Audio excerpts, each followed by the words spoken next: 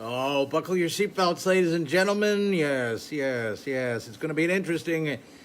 Who was it that was It was an actress. She famous. She was the one that coined that phrase, I guess, or I guess the guy that wrote the screenplay. Buckle your seatbelts. It's going to be a bumpy ride. Betty Davis. She had Betty Davis eyes. There's no argument about the fact that she had Betty Davis eyes. I mean, you hear people go, well, she kind of has Betty Davis eyes. Well, you know who had Betty Davis eyes? Fucking Betty Davis had Betty Davis. Yeah, okay, I'm losing my mind here, ladies and gentlemen. I'm working. I told you how much I work, and everybody's like, well, first of all, it's so funny. I can prove to you that I'm up at all hours of the day and night, that I don't lie, and because I live alone. I could just be this pathetic. Like, what did Trump call him? I could be a guy on the side, sitting on his bed in his mother's basement. I wish it was in my mother's basement, to be honest with you. I wouldn't have such a hard time coming up with the rent money, which is a whole other story. I've been renting a boiler room here for weeks. Listen, people go, yeah, Sarah's right. I saw him. He goes out and he buys food all the time. He's always spending money, and then he's crying the blues about money. Hey, listen, first of all, we all go out and do things and like to make it look like it's pretty. Back when I was talking about going out when I first came back here, you know what? I actually couldn't barely go out. I'd go out for a little while, and if you know the health thing that I was going through. But anyway, and I missed time, so I got one foot in the bucket. So I'm working every hour I can get. But I'm up in the middle of the night, and I got a little break between newscasts, and so here I am. Hey, go figure, right? And I did look back and see that I'm doing something that was not it was not what I've been known for. Now, I have been known, friends know I cook. I'm kind of a chef. If it wasn't for the fact that, people go, well, if the radio thing doesn't work out, which I've been working at it for 41 years, and I can't exactly say it's made me a millionaire, but some of that's my fault. It's not like, well, I gave it 41 years. I'm going to try and see if I want to get into a different line of work. I mean, a lot of people have always said, dude, you're an awesome chef. You could do a restaurant. Another risky proposition is kind of like, oh, okay, first of all, I'm leaving radio to start a restaurant, which 97% of them fail, even when they've got an executive chef. Ask Gordon Ramsay. Gordon Ramsay's restaurant has crashed and burned in downtown San Francisco. Yeah, okay. But Chris Barnes, meanwhile, he's making burgers over there on the corner. He's got a little, oh, you'll see him. Yeah, he's filthy. He's homeless. You go by, but he makes great burgers, I bring my own meat, though, because the stuff he's got there is kind of he has it in a cooler that's not that cool. You know what I'm saying? The whole thing's not very cool. But anyway, okay, so where was I going with this? Who knows? Who cares? Why does it matter anymore, ladies and gentlemen? No, I've been posting pictures of food. I mean, I used to post pictures of food, and the emphasis was on that food that everybody goes, well, you were out spending money all the time, now you're crying blues. Okay, yeah, I know. Well, listen, before I was addicted to alcohol, I was addicted to going out to dinner. I think I've told that story. I was an only child, and Dad would come home. He owned an ad agency, and he came home almost, 5 out of 7 nights a week. He came home and went, well, he didn't work the other 2. I don't think he worked Fridays. So 4 out of the 4 nights he worked a week, he would come home and announce, we're going out. So we were always going somewhere. So and I'm talking about from the time I was from the time I was a baby. They just never got a babysitter. They just never. Never got a babysitter, never bothered. Not because they were cheapies, but they just was. We did it with Xander. Christine will back me up. I don't think we ever got a babysitter for Xander. A couple times we got my mother because she worked cheap.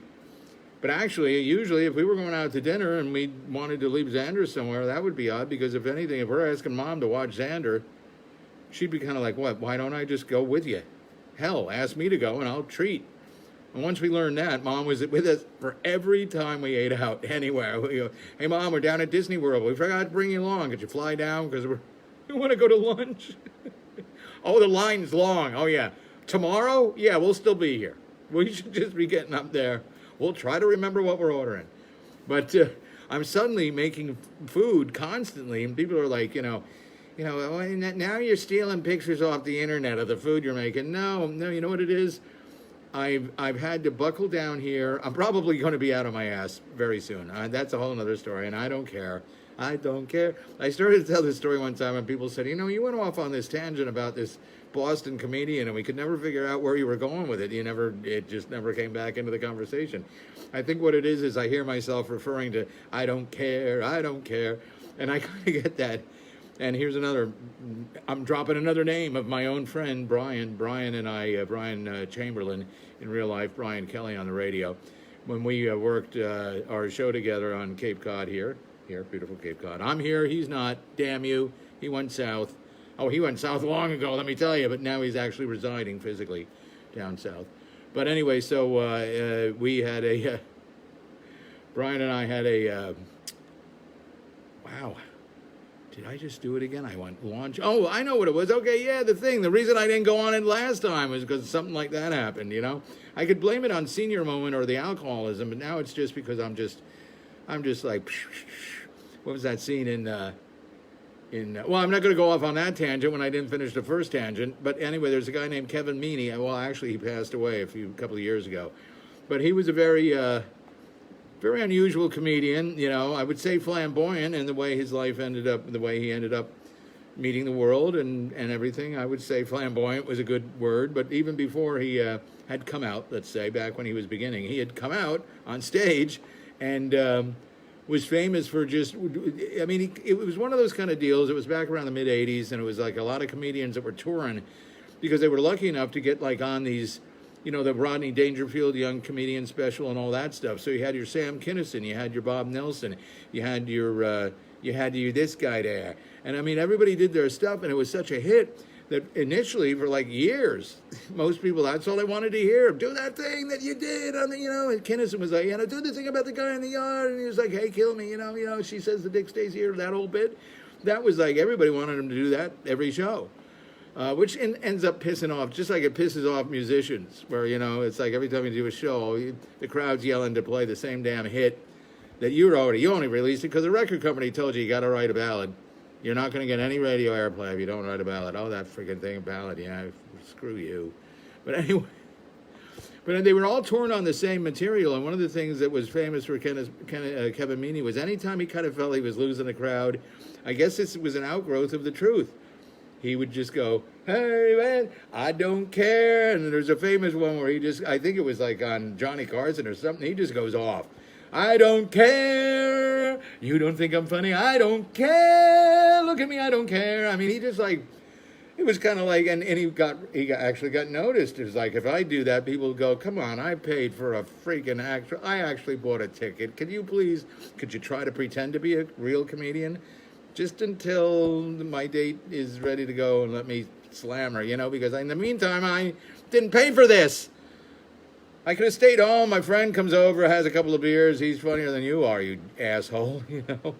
Anyway, so back to the food postings. Yeah, so now that I don't go out anymore, one thing I do is if I can afford to buy food, which I get delivered, I love the concept of food delivery. All these things that I wasn't necessarily thinking I would ever do back when I had it made.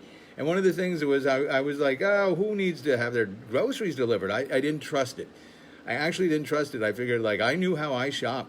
And because I do like to cook and I like to eat, I know how meticulous I am in my plan. I'd go to the food store because through 2 marriages, 2 cohabitations, and living with my mother for 8 years, I did all the cooking by choice. Christine was always like, you know, I can cook. And I was like, no, but, you know, I'm generally home before you. I was the morning guy on the radio. She'd come home. That would be a fine thing through my marriages. If my wife would walk in and I'd be sitting in the big lounge chair in the living room and I'd go, oh, I'm glad you're home. I've been home since noon. I'm hungry. Could you please make me dinner? You know, so, I mean, she'd come home and I'd have the little apron on. Sometimes I wear the little French maid's outfit for her, but I don't know. That was just our thing, you know. Well, anyway, so what was I talking about? I think one of my devices just shut off. I don't even know what it is, but it's not on, so I better check it out. And I got a newscast. Oh, my goodness. Hey, there's about 700 radio stations waiting to hear my voice right now. Actually, it was supposed to be on. They're going, where's the voice? Where's the guy? What's to do? Hey, come on, cancel that service. No, I'm actually ahead of the game here. Don't worry. So listen, have a great night, morning, whatever it is. You might be watching it back in the afternoon. I hope you've had a nice morning and night, and I hope you're continuing to have it. Anyway, I like people, so just suffice it to say, I hope everything goes. I hope there are puppies and kittens and rainbows in the world from now until the end of time. How's that? I think that was a nice thing to say. I'll be remembered for that. Put that on my tombstone. I'd hurry up though, write it down because it could be puppies and kids. Whatever. I gotta go. I got a newscast coming up. For God's sakes, needy. You people are needy.